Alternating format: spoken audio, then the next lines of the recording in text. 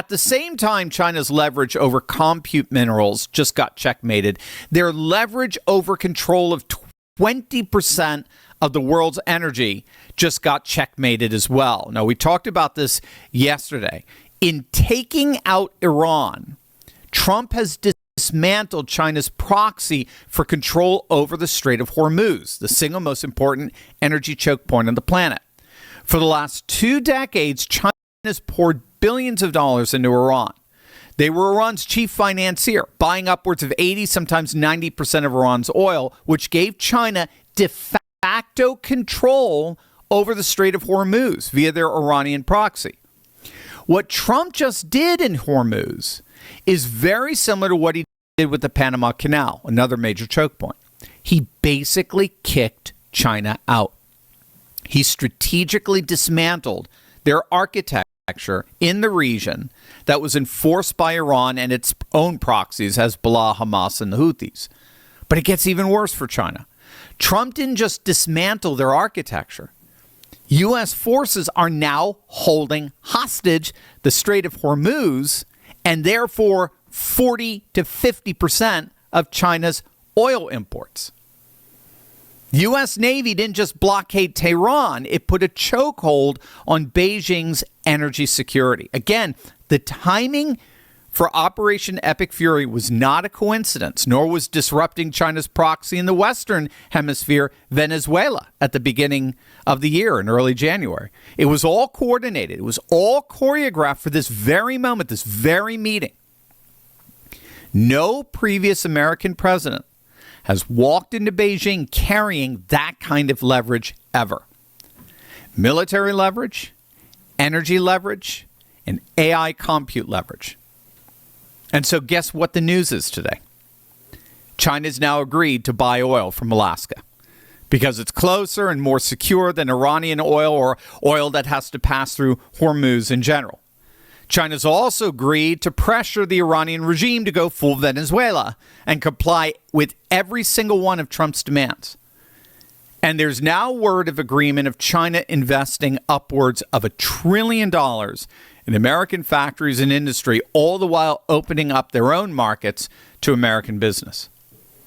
So let's step back and see the full picture here, because what Trump has done is not one move. It's a coordinated, multi-front 4D chess pressure campaign executed across 3 simultaneous dimensions that individually are manageable for China, but together they're absolutely suffocating. So dimension 1 is energy. The Iran war has disrupted China's primary oil supply route.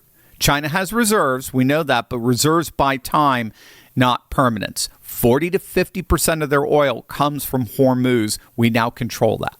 Dimension 2, American oil as the alternative. Alaska North Slope crude is now a premium product precisely because it's conflict-free. Trump can offer China a stable, sanction-free energy relationship. Dimension 3, technology and compute. China cannot build its AI ambitions without access to American-designed chips.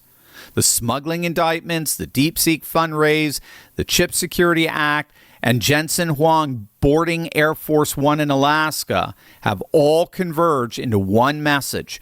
We, America, control the compute. No single pressure point breaks G, but all 3 simultaneously, that's a different negotiation entirely. The public headlines from the summit will be about, soybean purchases and Boeing orders and trade balance figures. That's the press release. But the reality is that Xi is also not walking into the summit from a position of strength. He's managing an energy shock, while his AI moonshot depends on smuggled American chips. He's watching a U.S., EU, Japan critical minerals architecture being built around him in real time. He's watching Alaskan crude become the world's premier premium safe haven oil, while his Iranian supply is under a naval blockade. And he's watching the man who controls the world's AI silicon walk off Air Force One right behind the President of the United States. That's the picture. And that is why I will say this clearly. Trump didn't just call Jensen Huang on Tuesday morning to fix a media story. He called him because he wanted Xi to see who was on that plane. He called him because in one simple, elegant gesture, he communicated the entire American position without saying a single word. That's not deal-making. That's dominance. And no American president has ever walked into Beijing carrying a hand like this. History is indeed being made, and it's Donald Trump who's calling the shots.